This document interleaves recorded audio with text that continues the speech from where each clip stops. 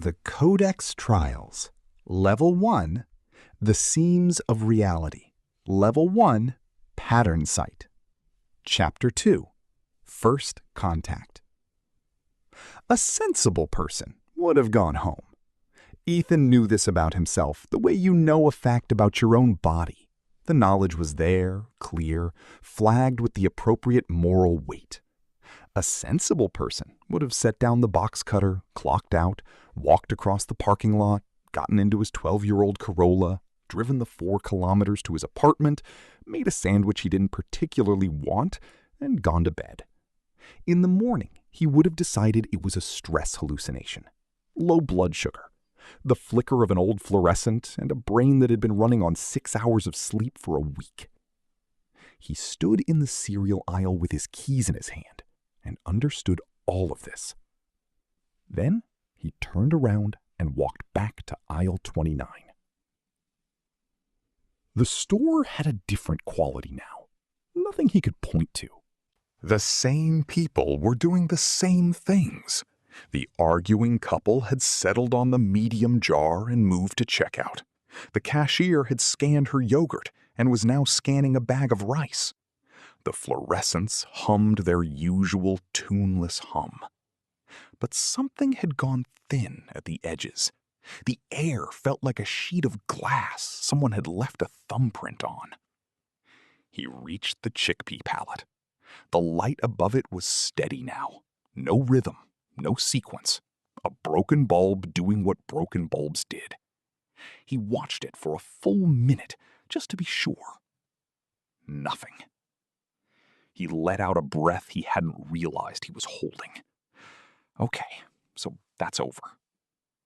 He put his hand against the shelving where the symbol had etched itself and felt cold metal and nothing else. The tile under his feet was tile. His own reflection, caught in the chrome edge of the shelf, looked exactly like his reflection. A tired man in a navy work shirt, 30 years old, bad posture, a small mustard stain on the collar from lunch. Right, he said. Over. He turned to leave. At the edge of his vision, the air shimmered. He didn't turn his head toward it.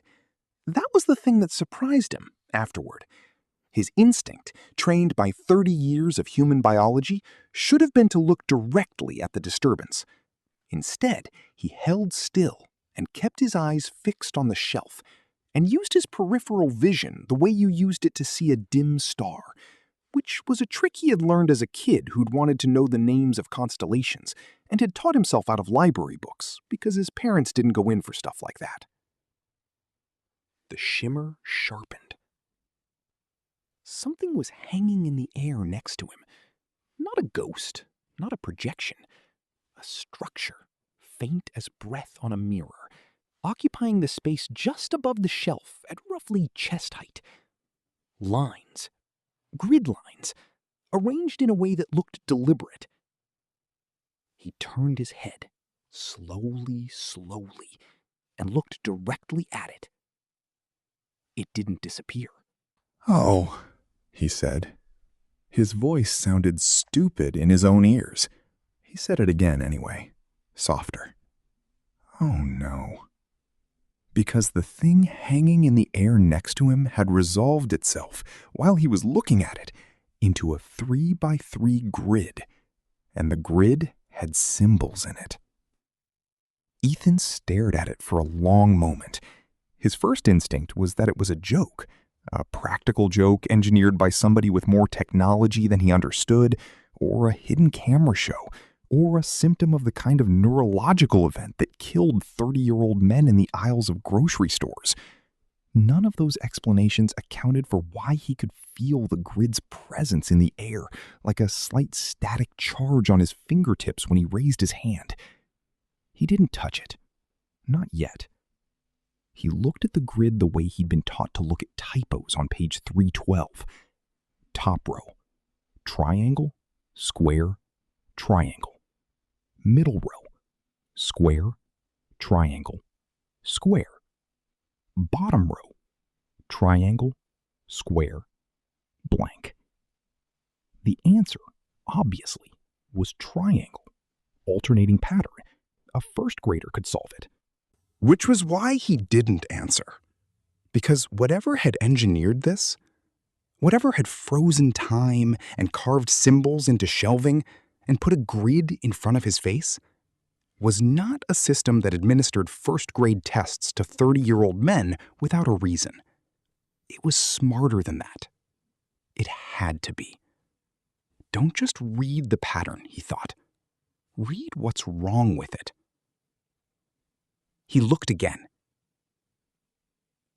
The grid had been set up to look like a pattern puzzle. Triangles and squares alternating with one missing. But if you held your eye on it for long enough, something started to bother you about it. Ethan leaned closer. The triangles weren't all the same. 4 of them were pointing up, solid, confident isosceles. One of them was pointing slightly sideways, not rotated 90 degrees, just tilted, a few degrees off, barely visible, unless you were the kind of person who had once been sent to the school counselor for rearranging a classroom display because the posters weren't hung straight. And the squares. 2 of them were salad-filled rectangles. The other 2 had the faintest outline around them, as if the line weight had been increased by a single pixel. The pattern wasn't a pattern. It was a pattern with errors, deliberately placed. The real sequence ran through the errors. Ethan's breath caught. The tilted triangle was in row 1, column 3. The thick outline squares were row 2, column 3, and row 3, column 2. They made a diagonal. They were pointing toward the missing cell. They were telling him what the missing cell was by being different. "Oh," he said again, and this time the word came out on the edge of a laugh. "Oh, you clever." He did not say what he almost called it. The answer wasn't triangle, because the surface pattern wanted it to be triangle. The answer was another tilted triangle. The missing cell completed the error pattern, not the surface one. He reached up with one finger, hand steady now, calmer than he'd been in 10 minutes, and touched the grid. His fingertip met resistance, not solid, like pushing into a soap film. The grid yielded, then held. In the empty cell, he drew a triangle, tilted, deliberately off-axis, the same few degrees wrong as the triangle in row 1, column 3. The grid pulsed white. Trial complete. +1 mind. Skill unlocked. Pattern sight. Level 1. Ethan staggered back into the chickpea pallet. The pallet, reassuringly, was still a pallet. The floor was still tile. But something had changed about him, and he could feel the change the way you felt the first sip of coffee changing you on a bad morning. Slow at first, then all at once. His eyes were working differently. He blinked, looked around, tried to describe to himself what was happening. The store hadn't altered. The aisles were the same aisles, but every surface now had edges he hadn't noticed before. The chrome strip along the shelf, he could see suddenly that it was a 1/16 of a centimeter crooked. The price tag on the chickpeas, the number had a tiny smudge. The ceiling tile, 3 meters away, one of its corners had a fractional gap where it didn't quite meet the adjacent tile. The world wasn't blurred. It had gotten sharper. And in getting sharper, it had revealed the enormous number of ways in which it was always slightly wrong. Reality had seams. They had been there the whole time. He'd just never been equipped to see them. Pattern sight, he said aloud, testing the words. They felt ridiculous in his mouth. They felt like the kind of thing a kid says while playing a video game on a couch. And they also felt earned, in some small private way, the way his first paycheck had felt earned. He laughed, quietly, then louder. A single short laugh, half shock, half delight. I just leveled up. The words were absurd. They were also true. Something that he had been for his entire life without a name had just been given a name, and a number, and a level. The pattern noticing, the typo on page 312, the flicker in the fluorescent. Someone, or something, had reached into his life and labeled the thing about him that had always seemed like a private hobby, and the label read, Level 1. And for one quiet moment, Ethan Vale felt something he hadn't felt since he was a child. I can do this. The thought arrived fully formed, clean, a little bit pleased with itself. He didn't notice the certainty. Not yet. The grid was collapsing.